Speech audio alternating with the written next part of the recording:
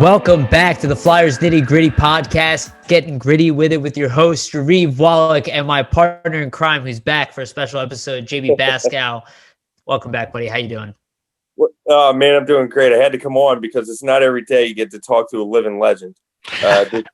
This guy literally is one of the hardest working beat writers out there. I don't care. He knows stuff about the Flyers. His area of interest is the AHL. He knows everything Phantoms, anything in regards to the AHL.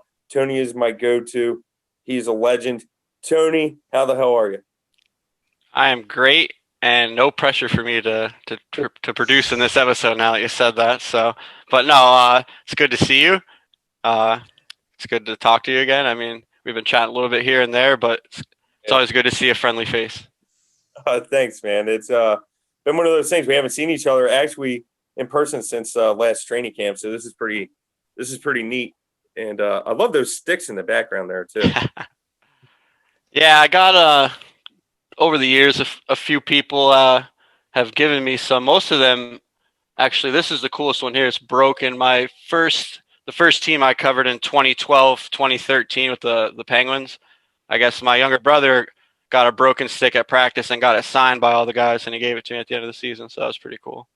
Oh, that's neat. So that's the first team I ever covered. And then these two I just got. My girlfriend's friend actually just gave them to me. She was moving. I was going to throw them out, so I couldn't let them get thrown out. I mean, oh, you can't. You're a hockey guy. I mean, over the years, and a couple I got at a beer distributor I used to work at a lot. Oh, okay. Like the Penguins would do, I guess, promo with them. And I would just take the sticks. I wouldn't even let them raffle them off. So nice. I like that attitude. I don't blame you at all.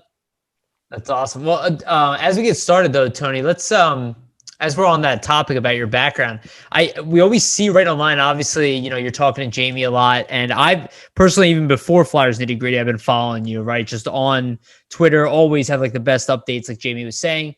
But how did you get started? How did you find yourself? And how did you become kind of like, in my opinion, the social media guru of the Phantoms, right? How did you find yourself in that position? Yeah, it's funny actually.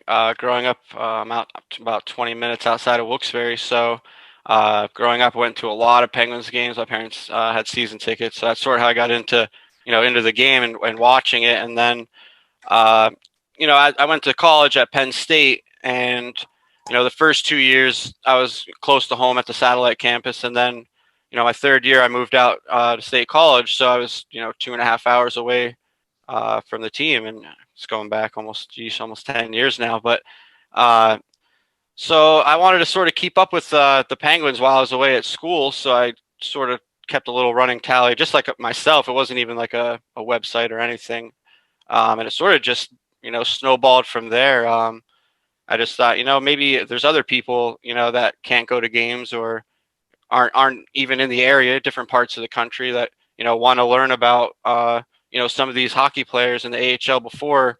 I mean, once they get to the NHL, I mean, everyone knows pretty much everything about them at that point. But I feel like it's sort of, you could learn about these guys, as they're learning and as they're growing. So I've always been interested in that part of the game more so than just, the Sidney Crosbys or the Connor McDavids. I like to, watch these prospects sort of find their way, so to speak. That's neat. And that's a perfect segue into the first question. You spoke on, getting to know the players, before they reach the NHL level and whatnot. There's a few NHL, Flyers, young prospects that are chomping at the bit who are nearing NHL ready or already there. In your opinion, who are some of those particular young prospects that played maybe last year with the Phantoms? Yeah, definitely. I mean, starting off the top, everyone's, all eyes are on Morgan Frost and how he does in this training camp. And I mean, I tend to agree. It's obviously a huge camp for him. So I would look for him. I haven't really been able to get too much in with Flyers camp. I've really been, especially the last 2 days, honing in on the AHL stuff that's been going on. But he needs obviously a really good camp to make the team. They have a strong, deep roster there in Philly, so he'll definitely have to earn it. Another guy that I think is interesting that maybe a lot of people don't talk about on defense, I think Mark Friedman.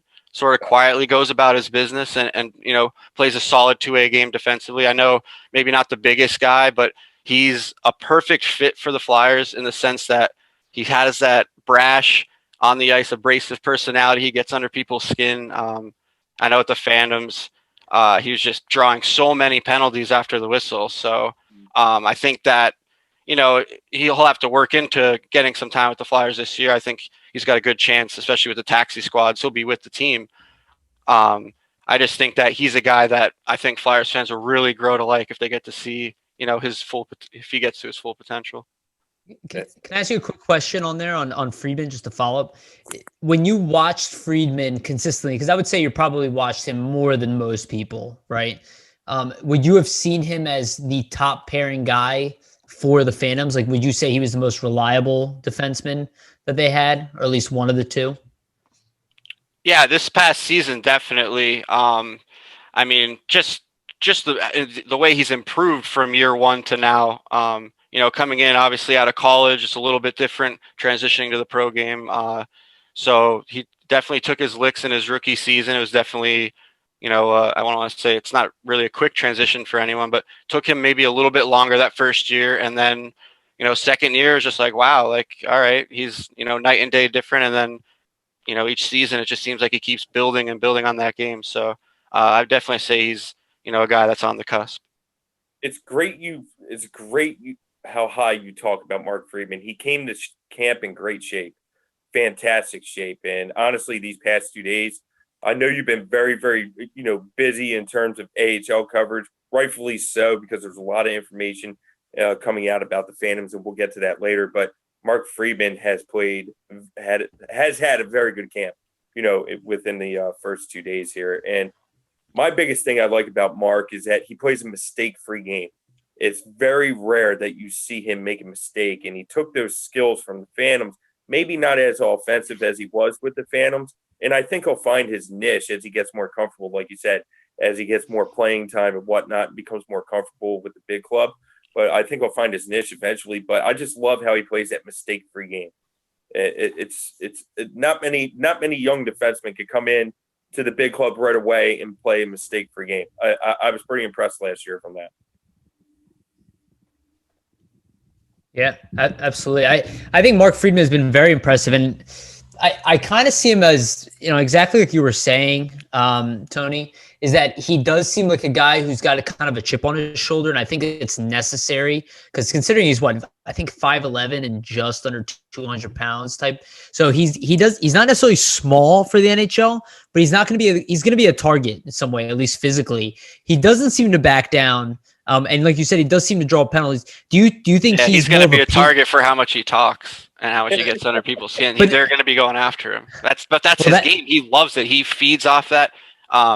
I would say like sort of comparable to a Marchand where, he's at his best when he's, that gets him into the game. That gets him fired up. So that's definitely a big part of his game.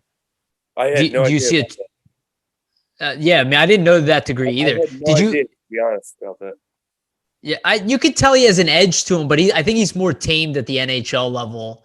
Oh, definitely. I think it will take some time for him at the NHL level to sort of, but I think if he, gets a steady, 20-game swing, I think it'll start to come out at the NHL level. I mean, everyone, when they first come up, is a little nervous and wants to play.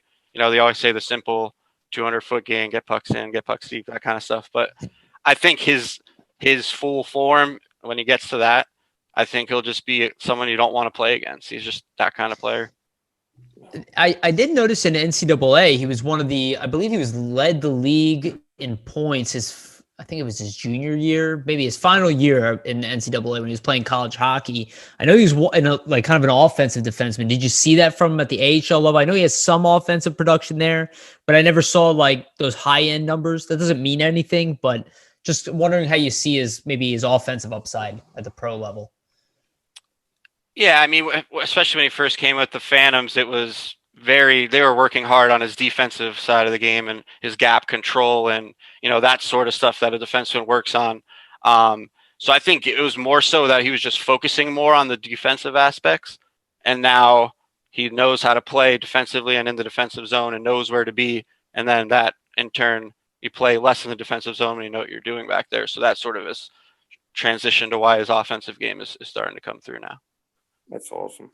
Yeah, Tony, the next question that I have is like, I was confused about last year. I really thought the Phantoms would take the next step, in terms of where they finished, in a prior year. And it's not that I thought that they underachieved last season. They were very young. And I think, because of how – I think I was shocked because of how well stocked, and how much depth the Flyers have within their farm system, that I was pretty disappointed, I'd say. I guess that's a wrong word, disappointed. I guess more or less shocked that they didn't have a better season. Is there any rhyme or reason to it? Could it be coaching, or could it be, just young prospects just getting to know the game, I guess, or acclimated to the professional level? I mean, for the Phantoms last year, really the story right out of the gate, obviously Nolan Patrick and Oscar Lindblom, two guys that, were going to play. I mean, Oscar did play a couple games, but early on in the season, right off the bat, down 2 forwards.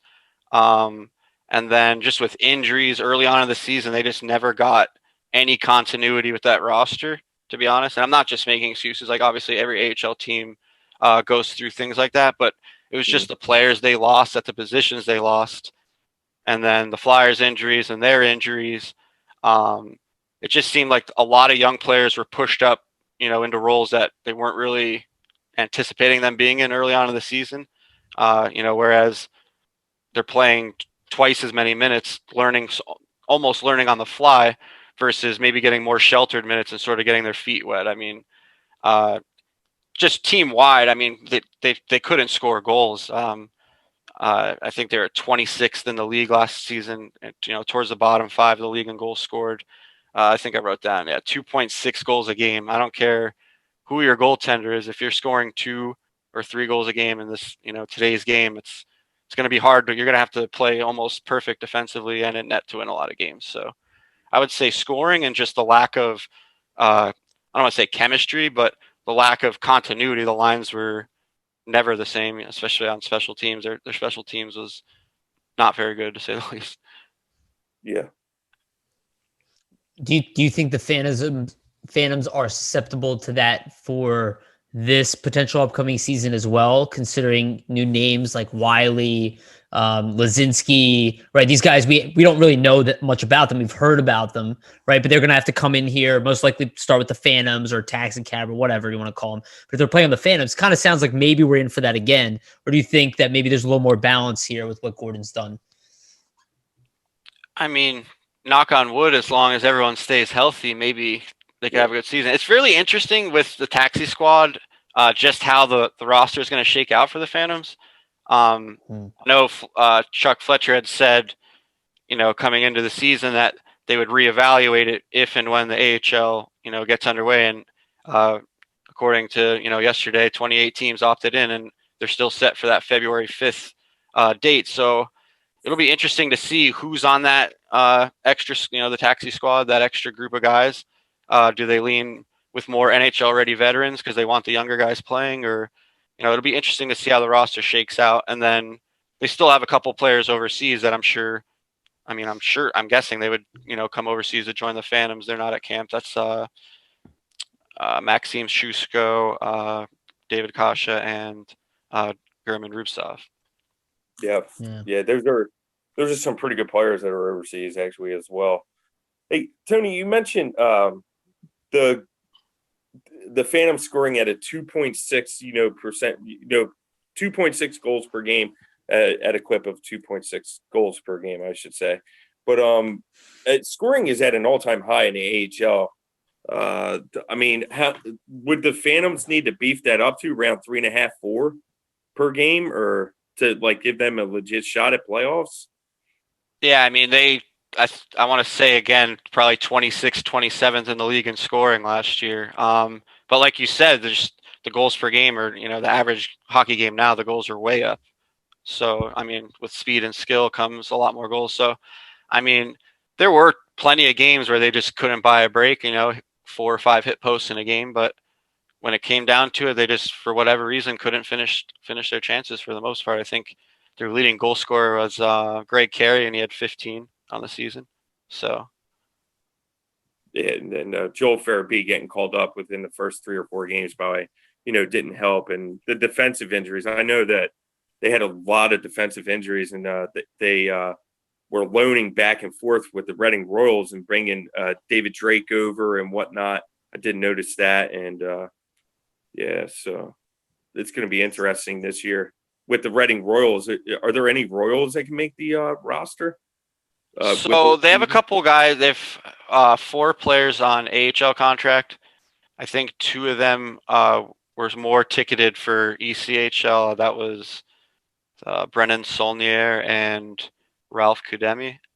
They both have AHL contracts. And Max Willman and Cal O'Reilly are 2 more. And Logan Day, a defenseman who came over from the Western Conference. I think he was with Bakersfield last year. So they have a couple guys on AHL contracts, but other than that, it's just, the guys you're seeing now in camp and a couple players I mentioned before overseas. So it'll definitely be interesting to see if there's a run on, free agent signings at that AHL level now, or what teams are probably looking right now to see, how the rosters are going to shake out. Sure. Max Willman scored the first goal in the scrimmage yesterday too.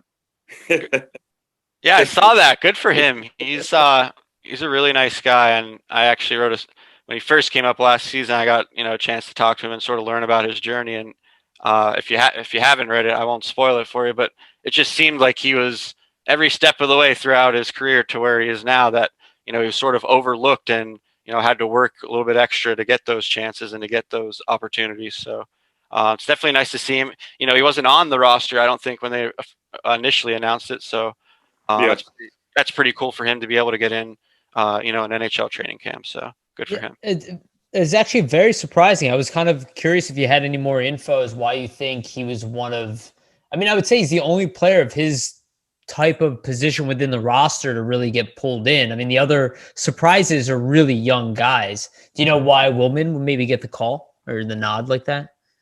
I don't know. Okay. Yeah, I'm not sure. I guess he was just a late addition. There's been a lot of talk about German Rupsall, and you brought him up as well, being overseas and playing. And I think he has, if I'm not mistaken, and correct me if I'm wrong, I think around like 5 points in 29 games in the for Sochi. I think he's playing for HC Sochi. But what can we correlate his struggles to? What is? He plays well. It looked like he played well defensively last season for the Phantoms. In the I watched around 21 games or so, and he played well defensively. But what is it with his struggles in his game, his offensive game, I should say? Yeah, as a team last year, those struggles were obviously showing more just because as a team they struggled scoring. But obviously for him, his rookie season, he looked really good 10 games in. Then he gets injured. He goes down for the year. And even this year, he only played 42 of the Phantom's 62 games. I think he got a call up once or twice, maybe for a game with the Flyers last year, early on there where they had all those injuries. But still, he's missing a lot of time development. That's important development time. Obviously, you can't help injuries. I know once he missed a couple of games, he took a puck under the visor, bad luck stuff like that. But I think the big thing for him is just, trying to stay healthy and string together a bunch of games here where you can really, learn and grow your game off that. He just hasn't really had that so far. And like you said, he defensively, he's a good two-way forward. He's smart. He's reliable in the defensive zone. He's, was a big part of their penalty killing units last season when he was healthy.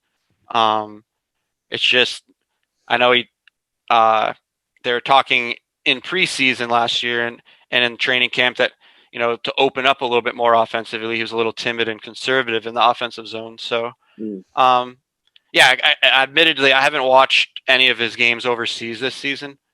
But from everything that I've been reading, it sounds like he's, playing and staying healthy and getting those games together. So we'll see what happens. I guess there's no guarantees that he'll come over after, the Phantom startup, but I would imagine that's where he'll begin the season this year.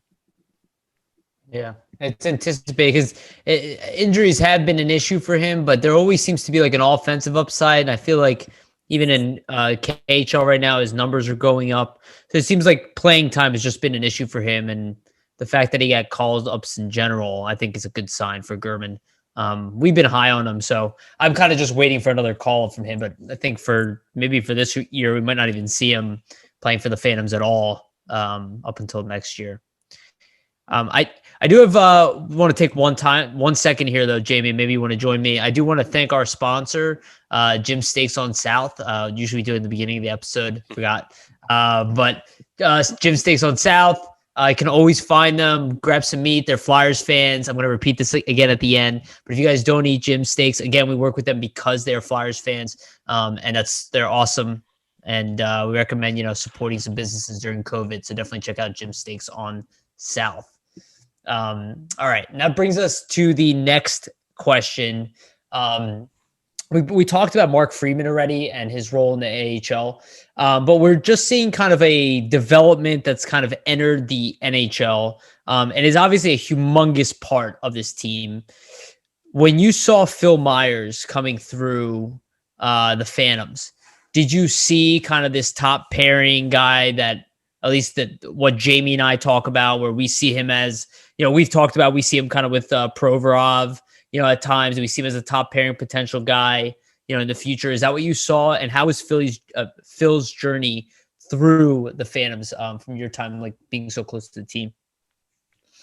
Yeah, I mean, every other NHL team has to be kicking themselves for not signing him, bringing him in. I think one team did bring him into a development camp, but just that combination of size and skill, like you just don't see that. You don't see guys that big moving that quick or being able to, do the things he does.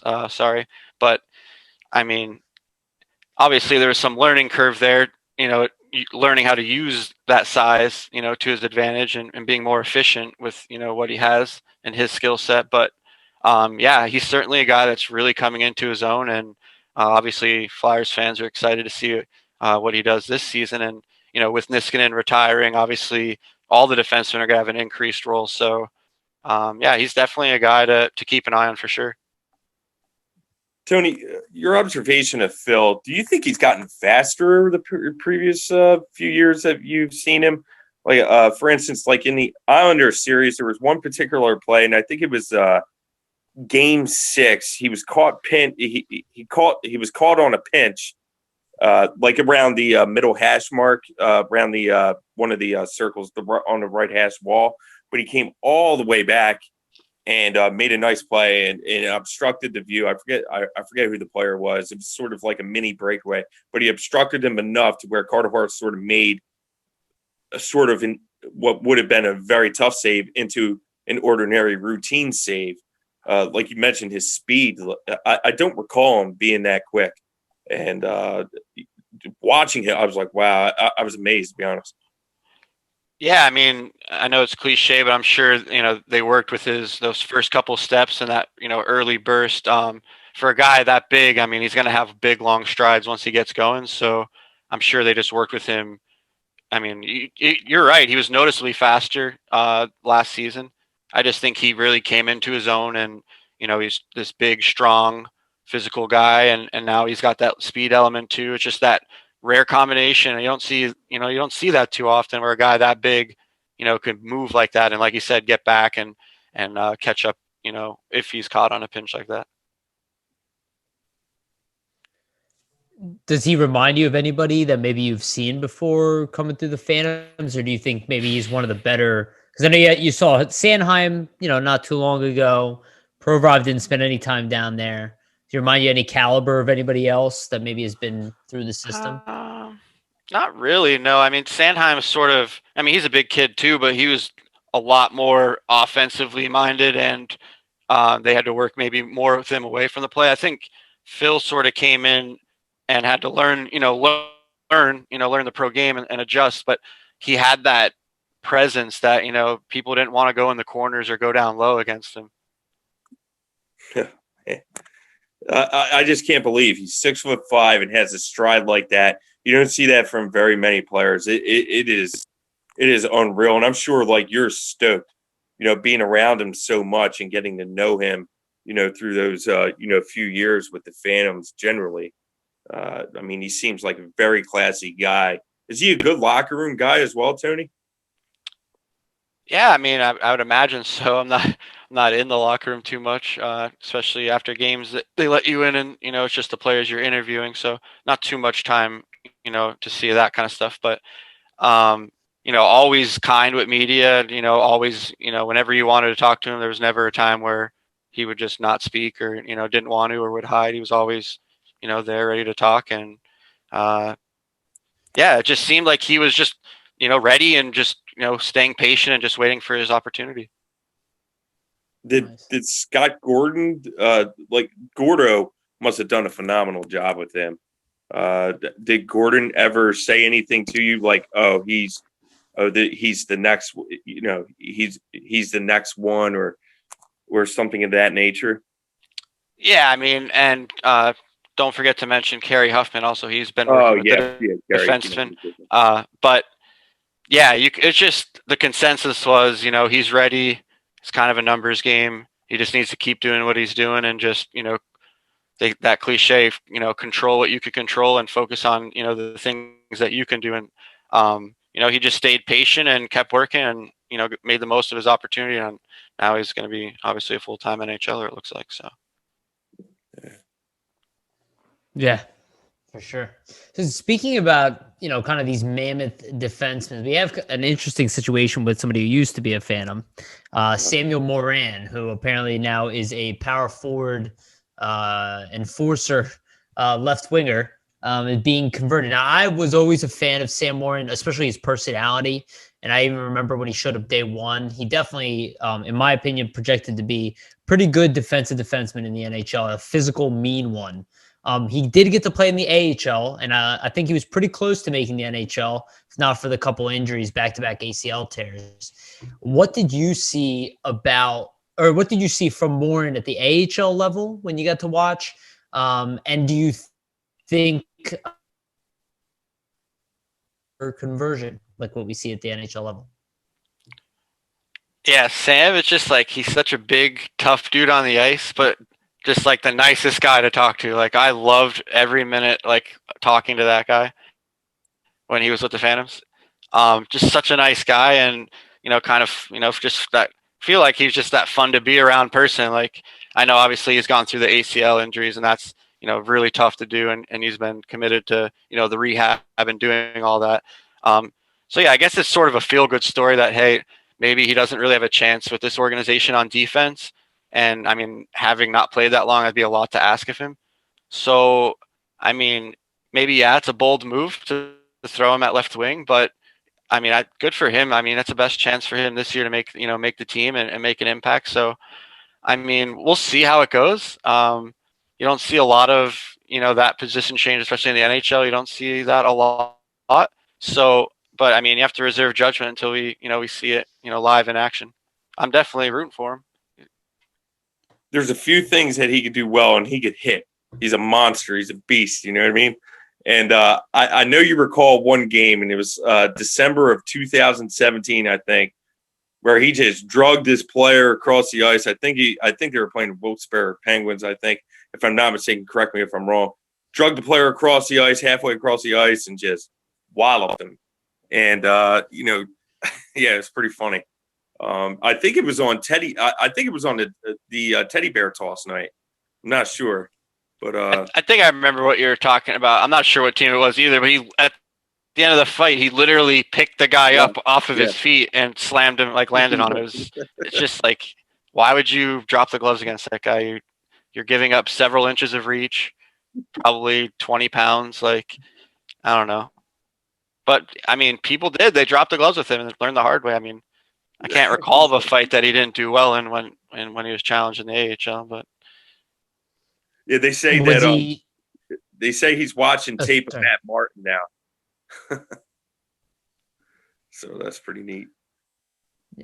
Did you see a level from Sam's game, like the physicality? Like, was he a big presence in front of the net? Like, could you see that translating the NHL level, that even though he's not playing net front presence in his own zone, can he do it against opposition? Because I feel like his size and strength could be the biggest edge he has. Just all of those puck battles. Did you see him like kind of winning puck battles regularly at the AHL level? Oh yeah, I mean that was his game. It took a while, maybe a little bit longer for him to play within his skill set. I know he came up with Ghost and saw Ghost doing the flashy coast to coast stuff, so he got a little carried away maybe in the beginning with the Phantoms. But once he settled into his own and played his game, just eating up pucks around the net, being physical, and making it tough for guys coming to the net and coming into the slot like that. Nice. I'm perplexed about his size and his skating as well. Like, I actually think he's a decent skater given his size at 6'7". You would think that they're much slower and whatever, but he moves north and south pretty well. Did you notice that as well, Tony? Like straight up and down.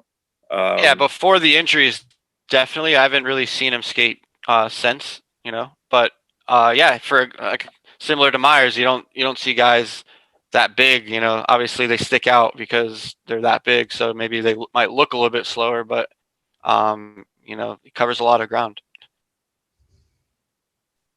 Do you think he could have success at the left wing position, switching from your times of seeing him? I hope so.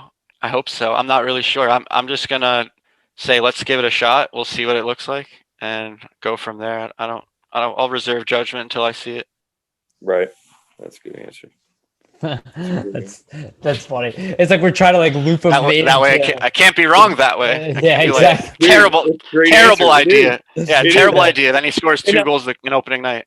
And I'm not putting you on the spot. No, I know. You know him more than you know him more than Yariv or me or the fans and stuff. But I mean, these guys so well. So we're just trying. I'm really trying to pick your brain, I guess. You're a smart guy. I'm going to hold you to that with the 2 goals too. I'd say about the hat trick. No, I'm joking. No. Could you imagine that if Sam Moran gets a hat trick in his like first game in the NHL or something like that? Yeah. And it works out just tremendous. I mean, that's kind of why I bring it up, is because I do think his physical advantage, if you look at anything he has, that is the one thing where like 99% of the time he's going to have the advantage. Even at the NHL level, he's still going to be bigger and stronger than the NHL players. And that's where I'm like, if he's fighting for the puck in front of the net, I mean, there's a good chance he's going to win that battle physically. There's a good chance he's going to be in opposition to move. It's really the stick handling and the other stuff around the net. He's going to be able to do that. He's going to be able to come up the wing and kind of just like let up a slap shot potentially. I think it's all there. So I think they might have seen something. I don't know if it's as random as it seems to us. Chuck Fletcher, he's done it in the past. Brent Burns, they converted him as a forward. It's been done, before. I just don't know if it's ever been done with a player like Moran specifically. Specifically, it's, maybe done with an offensive guy and you move him to forward, not really, grab a defensive defenseman and ask him to be, a kind of a goal scorer at the NHL level. That's where I think a lot of the hesitation comes from, to say that he's going to score goals. Yeah. But so the next thing, we kind of brought this up off camera.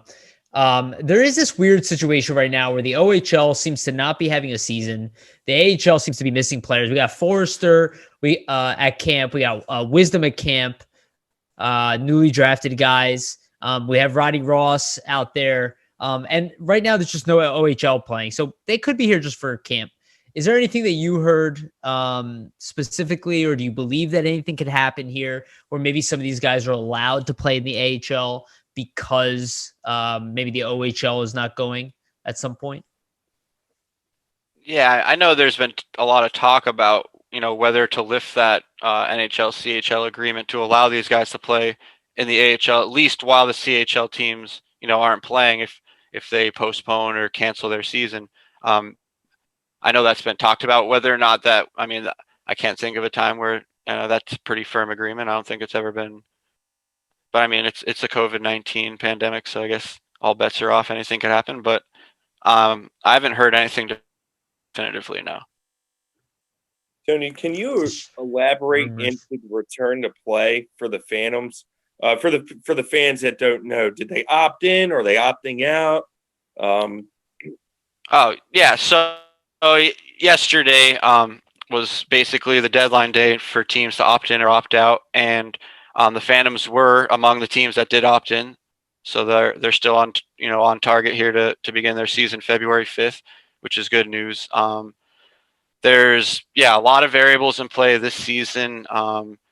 New divisions. There's an all-Canadian division. There's basically it's geographically clustered, so these teams can travel short and not stay overnight. Sort of do the down and back day trips. So they're limiting expenses and limiting exposure. So it'll be interesting to see. I know the Phantoms. You'll see they're in the division with the Wilkes-Barre Scranton Penguins, the Hershey Bears, some New York teams, Binghamton, who's actually going to be playing in Newark, where the Devils, I think maybe their practice facility. They're playing in New Jersey this year.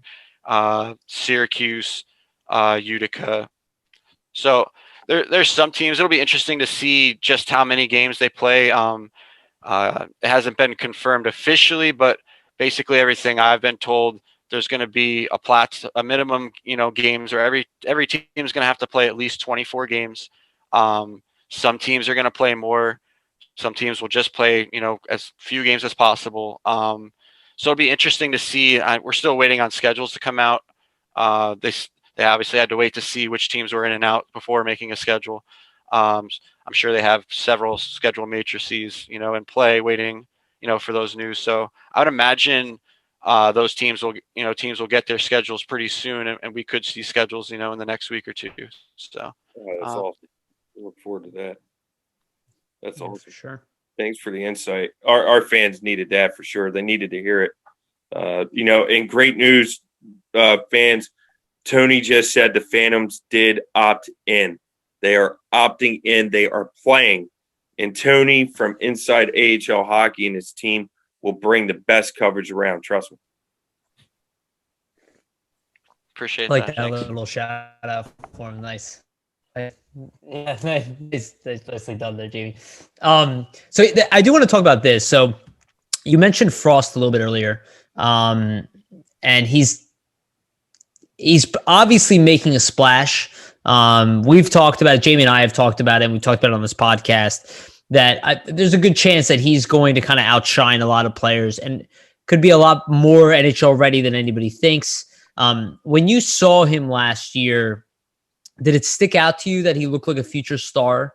Did it look that way to you, or did it seem like a guy who maybe was a little lost at times? Or you see as it's kind of like, hey, if he just kind of puts a few things together here, this is an elite talent. Because even in the short sample size he had at the NHL level, he kind of came in, played with Claude Giroux, TK, very talented line, and they did produce offensively. And he was quiet a little bit, but he also had some really nice flashes.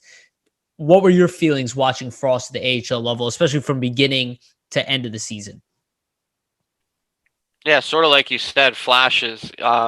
There'd be times he would make some plays and you'd just be like, wow, like, you don't think a play like that could be made. So he definitely has that ability to, do some elite offensive. He's very creative.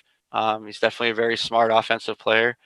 I think where he struggled, and a lot of young players struggle with, is sort of consistency and playing away from the puck and, always, keeping your feet moving. I think that was stuff that the coaching staff definitely wanted him to work on, because if you're not moving your feet in the defensive zone, chances are you're staying in the defensive zone, which means you're not going up to play offense. So, I mean, I know it's cliche, and I've said so many cliches already, but the best offense is a good defense, because if you're not playing defense, obviously you're in the offensive zone probably. So how much did his weight and just overall muscle hold him back from sticking from the AHL to the NHL? You of all people know the steps that it would take to make the big club. How much was his weight a hindrance by any means? I mean, he's definitely a young guy that could always put on a couple of pounds of muscle, but I don't think I would say he was willing to go into those battles. I mean, obviously, as he continues to develop and grow, he will, maybe bulk up a little bit more. But at the same time, he's the kind of really quick, agile skater that, you have to sort of find that balance to, or you don't want to lose a step, but you want to be more physical and be tougher to knock off the puck. Sure. Did you find, I've kind of talked about this a lot, did you find that maybe he was the fastest skater on the team at times? It's something I've mentioned. People were complaining about the Flyers' speed during the playoffs, which I don't really believe. I think it's more just we're watching kind of a team play aspect. And I kept saying if speed's really an issue, that they would play Frost, because I think potentially he's the fastest player on the team even now. Is that what you see from Frost when you see him skating in top gear as kind of this high-end speedster? Or do you see him as more of like kind of a playmaker, kind of maybe more laid back, and maybe I'm a little deceived by his speed? I mean, he definitely could move. I don't know if he has that elite skating ability where he's just going to turn on the jets and blow by, anyone on the ice. But he's definitely very agile and creative to where, he'll twist you up like a pretzel if you're not paying attention properly, or if you, bite on some of his moves. He's definitely, I don't want to say flashy, but he, has plenty of tricks up his sleeve, and especially at the AHL level, maybe sometimes doing a little too much of that. But I think if he picks his spots, he's definitely a guy that has the talent to pull off those kind of, high-end plays that you see, NHL stars making. You mentioned his talent. His first goal he scored on Sergei Bobrovsky, top shelf where Mama hides the cookies. It was a beautiful dipsy. Man, what a move he put on and just went over Bobrovsky. So I don't even think he saw the puck. But how was Morgan Frost? We all know like his talent, like you hinted on and whatnot. How was his two-way game towards the tail end of the AHL season? And unfortunate, right before the pandemic hit. Was his defense much better than what it was at the start of the season? Oh, definitely. No question. That's just a lot of the stuff, especially when he came. He came back from Philly, went to the All-Star game. He was the Phantoms All-Star representative. Working down the I guess that would have been the stretch because the season ended in March. Just that February and March, it seemed like he was really, I don't want to say buying in, but really working, back checking, playing defensively. Not that he wasn't before, but just a more focused effort to, be more consistent playing a two-way game. That's awesome. That's good to know. Yeah. That is good to know, because you hope that you hope he brings it to camp, right, Jamie? Like that's kind of what I'm thinking. Oh yeah, especially with AV. If you're not committed to that two-way game, more than likely you'll find yourself on the bench. And I think that, in just my personal opinion, is one reason why they didn't make a run at Mike Hoffman. And because Mike Hoffman, he could score, he'll pot, 25, 30 goals, but he's more or less, sometimes cherry picking at center ice and just for whatever reason isn't as committed as other players. I won't say he's not committed at all, but he's not as committed as other players to, playing that two-way style that AV would like, I think. So. Yeah, and I think he'd prefer a guy like Farabee, to play in his lineup. He does everything. Tony, that's funny you mentioned that. Tony, speaking of Farabee, do you know he is 185 now? He put on 15 pounds from the time. That is unbelievable. From the time he left the bubble. I didn't know that. I just found out that just shows commitment in the weight room. Obviously, he knows he needs to bulk up, and I mean, I don't want to say that he was outmatched physically in the playoffs when he played, but he's definitely a guy that he's that sort of energy player too, where he's getting in there and forechecking and that good transition game. So I think that's good. That's good news. I didn't know that. I must have been out there today. I guess I didn't see who was interviewed for camp today, but yeah, that's good. I mean, he's definitely a player that is going to have an elevated role this season, and that's sort of what you want. You want these young guys, Flyers fans, for the last 5 years, play the younger guys. We're sick of seeing these, older guys, placeholder players, and this is their chance now to, grab the opportunity and run with it. In his time with the Phantoms, did you find him in the weight room a lot? Not necessarily, but did you hear about him being in the weight room and not wanting to leave or being the last one on the ice? I mean, to be honest, he wasn't really with the Phantoms too long. he did, he was there for a little bit, but it Like just 4 seemed from games. talking to him that, I mean, I almost forget, how young he is. I know, he's like almost 10 years younger than me. You don't really notice that with the way he talks and, his focus and his commitment. He seemed sort of like an all business kind of, kid. So it's Very, definitely it's a good mentality to have. yeah, very mature. It's like that U.S. program. Like Farabee seems captain material. York seems captain material. It's like that whole program just has these guys. And actually, I believe both of his brothers are bigger than. I think they're both 6'2", like 200 plus pounds. Older brothers. So I think there's a chance that Farabee might actually even grow beyond the size we saw. And probably maybe grow into his body a lot more. So that might actually be partially natural too, Jamie, where maybe it's him working out plus the fact that he's just still growing as like an 18, 19-year-old kid. Good point. Um, Good point. but that's a great observation though as well though, Jamie. So I do want to talk about one more player, and then I think we got to get close to wrapping it up here. I want to talk about Isaac Radcliffe. This guy's kind of disappeared into the ether. Came in with a really high expectations because he was really good at juniors. I still have high expectations for him, but it seemed to me that he was used very similar, like what you were saying about Friedman, that he was primarily given a defensive role to build that side of his game. We didn't see too much of it until the end of the year. We actually saw an offensive upside there, like we did at juniors, at least a little bit. What do you see of Radcliffe? What do you think about his story and kind of where he's going, and how maybe, the relationship you saw with the coach and just your overall observations of him? Yeah, I mean, I think he had like 42 goals his last season at juniors. So the hype train obviously follows when you have big numbers like that. But I think it's important to realize that, that's his last year of junior. He's a big kid. He's playing against, 16, 17, 18-year-olds and just basically doing whatever he wants, just pushing people around. And he hasn't really had, up until, coming to the pro game, he's always been, the big fish in the small pond, both skill wise and physically, like just that big. So I think it was definitely an adjustment for him this year. I'm sure he didn't expect, to be a 40 goal guy in the AHL right away or anything like that. I think that was he didn't expect maybe to have as slow of a transition as he did. And actually I did just not too long ago, I talked to him, and I actually we have a little series on the website. I guess I'll plug the website real quick, InsideAHLHockey.com.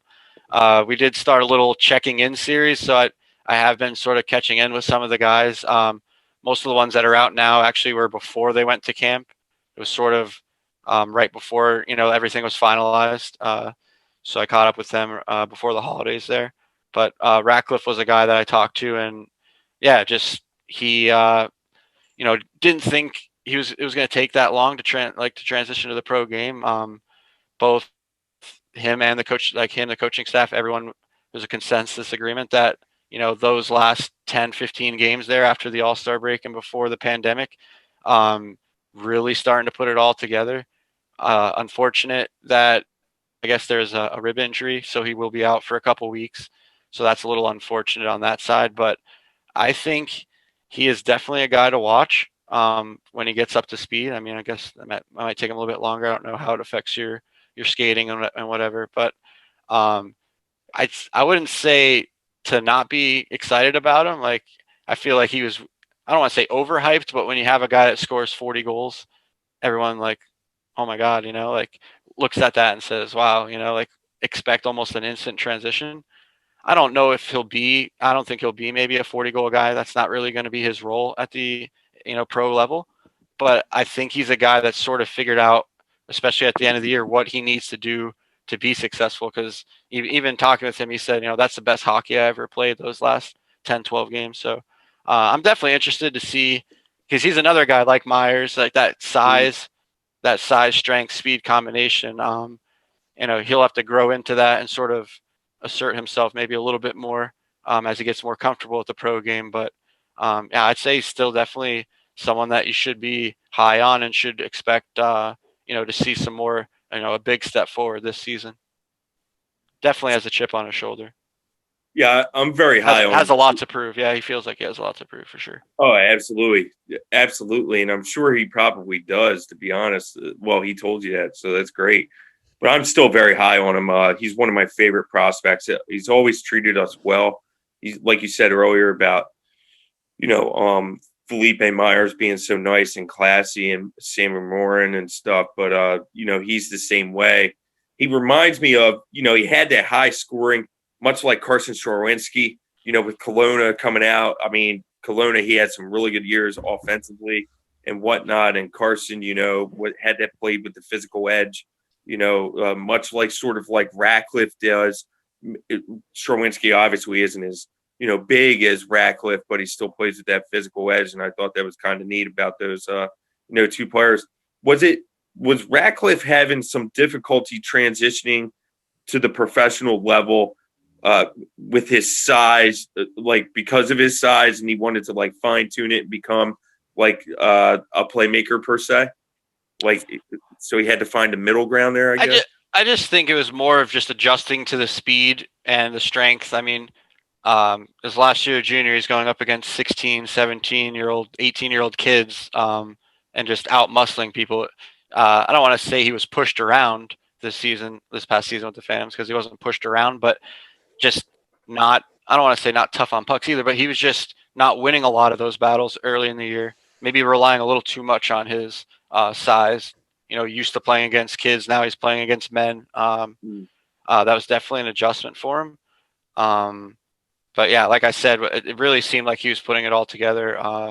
I know at Scott Gordon's end of the season, after they canceled the season, we had a little media conference call, and he said Isaac Radcliffe, without a doubt, was his most improved player from start to finish last season. So That's great. definitely should still be high on him. And another thing about him, I forgot to mention, it's, I don't want to, I mean, sometimes you get these younger guys, they come in and it's deer in the headlights with the interviewing. You know, you don't get maybe as much to, you know, write about. There's not as many good quotes, but obviously he's, you know, been in that stage where he's gotten the interview practice in junior, and just a really good talker, and not afraid to, you know, further explain things and, you know, really get into detail. I think he's, you know, a very detail oriented person. It was a surprise. Sometimes you get the younger kids and they're a little nervous, or, you know, they don't want to say too much or say the wrong thing, but Farabee was another young player that did the same thing. Very good talker. So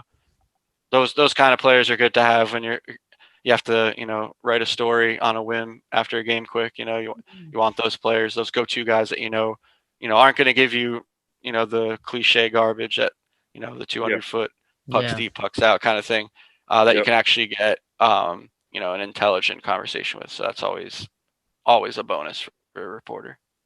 And I've seen that in his interview skills with Radcliffe in particular. I think there's an interview he did right after he got drafted. I can't remember, unfortunately. TK actually did the interview, same company. He just seems so mature for a kid. Like, I'm like, you seem like you're my age, you know? You seem like you're in your 30s at 18 years old. And that stuff is like, oh, to me, as somebody who was, I would say, mentally a late bloomer, just because I was like, I would say more immature as a guy.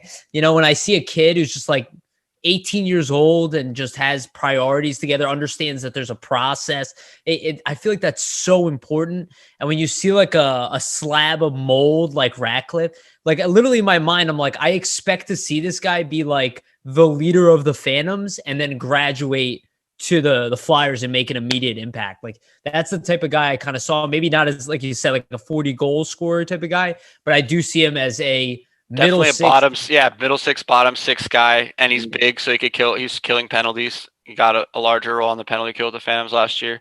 When you have guys that big reaching out, trying to poke check you, they take up a lot of space. So, I think his role will be more as a two-way guy, you know, big guy that could, you know, he has offensive. There's no doubt he has, you know, offensive ability, but I think his two-way game is what's going to get him to the NHL versus his.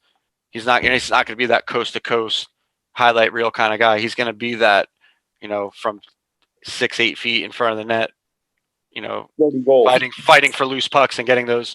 Connor Bunneman likes to call them, AKA greasy goals. every goal I feel like if you interview him after any goal he scores, it's always another greasy one. It's a greasy goal. Like, so I think the greasy goals is more Ratcliffe's game, and where he's his bread and butter. He'll make his money. In the slot there and in front of the net. Do you see him playing on the power play, whether it be like PP2, maybe for providing net front presence and whatnot, given his size? Yeah. I mean, offhand, I can't really think. He didn't get a lot of power play time, I think, with the Phantoms last season. I know they had tried a lot of guys in that, but yeah, for a guy with his size, and he has good hands for a guy his size too, to be at that net front area, I think that's untapped potential for sure. Nice. Yeah.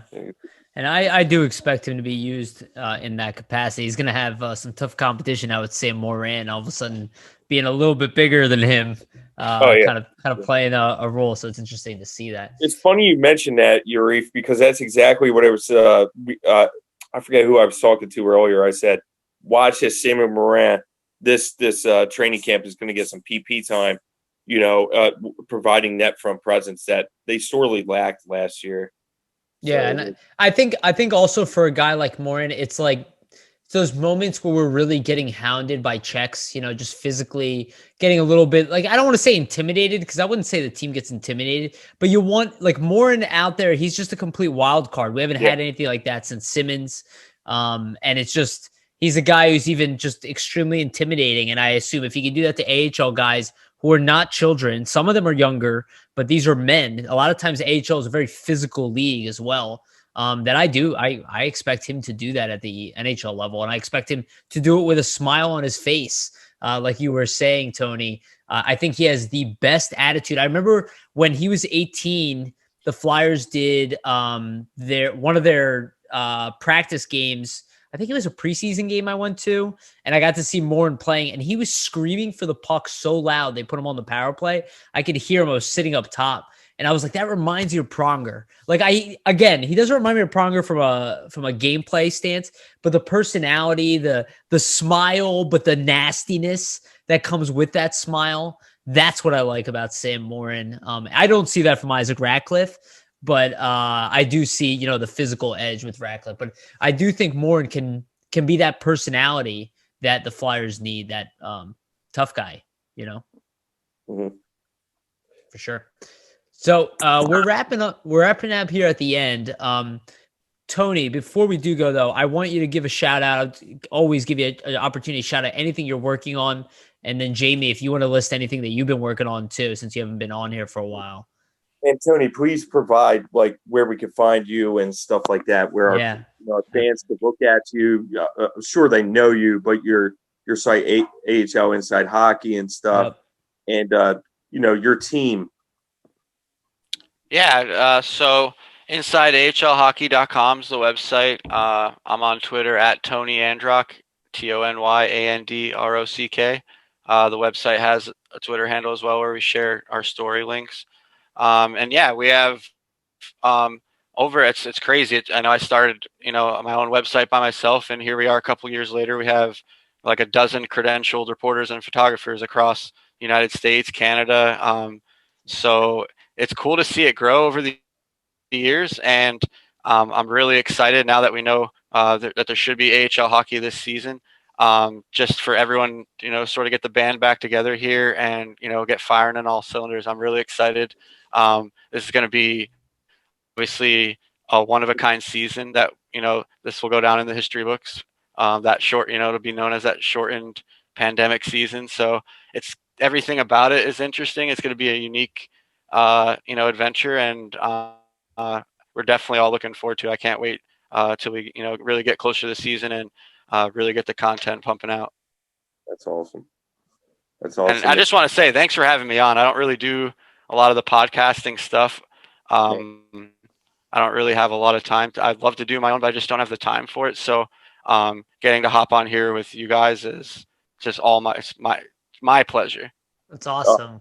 Tony, it's great to have you on. Honestly, like it's not very often that you get a knowledgeable, hockey person from the other side, come on, because there's not many people that know the AHL like you do. and have your expertise at, the AHL level and all these young prospects that, our fans, want to know about that, unfortunately, due to constraints, with the Flyers and what time they're playing. Sometimes the Flyers games are on at the same time as the Phantoms games, so they coincide with one another. And some people just, unfortunately, don't get to see the Phantoms as much as the Flyers, like where they may watch 15, 20, 25 games because of the seasons, going on, concurrently. So it's always great to get a person of your caliber to come on here, and you're more than welcome to come on anytime. And like you, I don't have much time, with family and, and stuff like that to come on as much.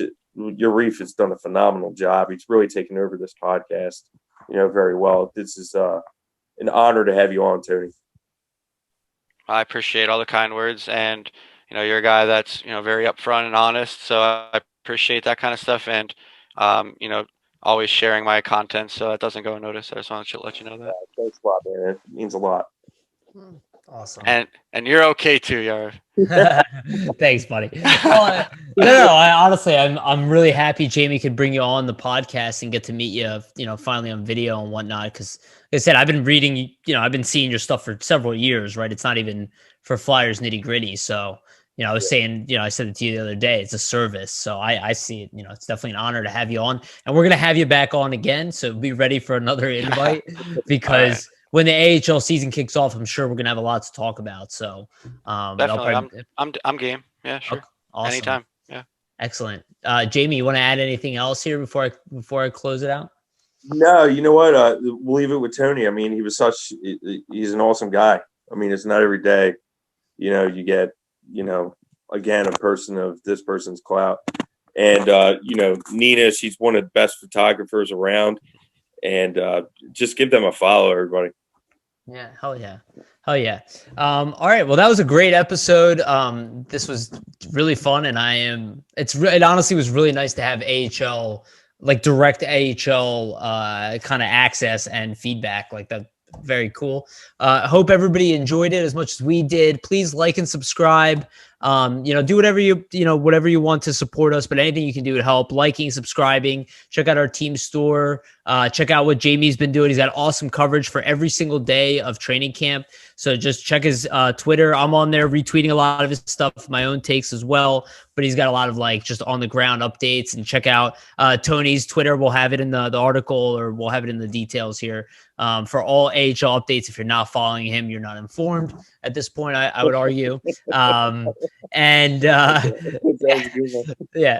Remember, just check out anything you want. Check out the team store and any supplies you want. Don't have to buy anything, but just any support, again, helps us all. Thank you again for watching, listening, and remember to always stay gritty.